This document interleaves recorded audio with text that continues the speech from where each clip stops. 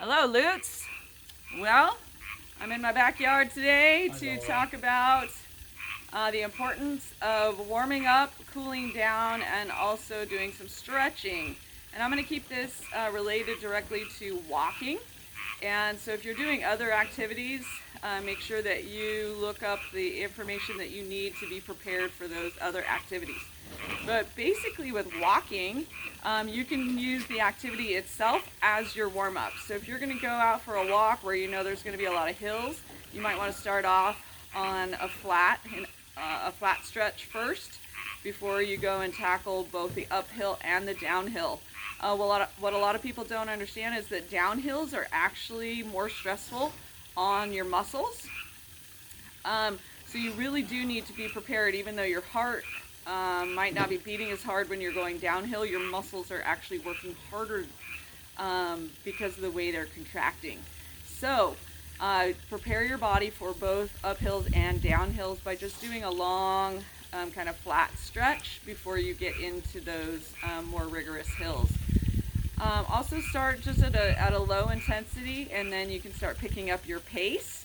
That's another great way to warm up for a lower intensity activity like walking. Speaking of intensity, walking does not have to be low intensity. You can take walking into any intensity realm that you want just by picking up the pace or going on different routes. If you live anywhere near University Place, Washington, I double dog challenge you to go and try walking at Chambers Bay. It's a nice, great flat stretch you can use to warm up, and then you start heading down, and there's some up downs that will give you a heart healthy workout. It'll challenge your muscles, and you will get a fantastic workout, and the whole loop takes about an hour. So anyway, so the warm-up can just be walking in and of itself. Some people ask, do I need to stretch before I do an activity? And actually the answer to that is that static stretching, something like this or like this, is best done after an extensive warm-up or after your activity. So you want your muscles to be warm first before you stretch them. Your cool down could actually include static stretches. And so those stretches can include this quad stretch. Okay, and you want to hold those stretches for about 20 seconds. And make sure that you do both sides. Okay, you can do your hamstring stretch like this. And again, making sure that you're working both sides. You can do your calf stretch like this.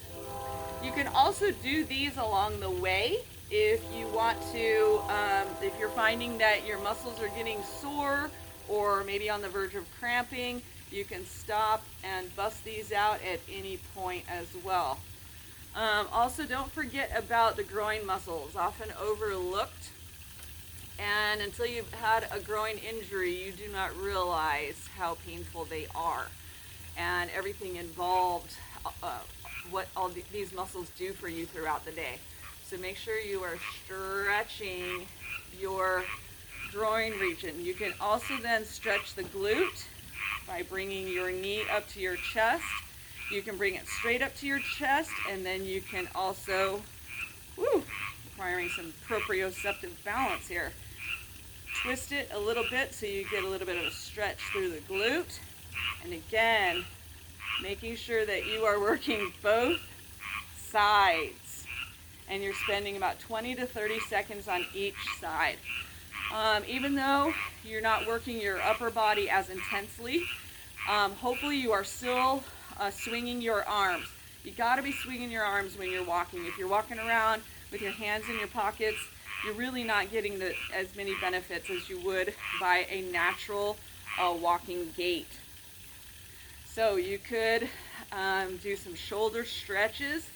These would be fine before your walk, just to kind of get your arms loosened up and ready to swing freely. Okay, so yeah, that's just the gist about warming up and cooling down and flexibility. You can get a great yoga workout in after a walk. A walk is a great way to warm up for yoga, and then that yoga practice will help you increase your flexibility, as well as all the other benefits of yoga. So anyway, let's keep it short and simple today. I hope you all are enjoying the class so far, so get out and get your walk in, and I'll see you next time.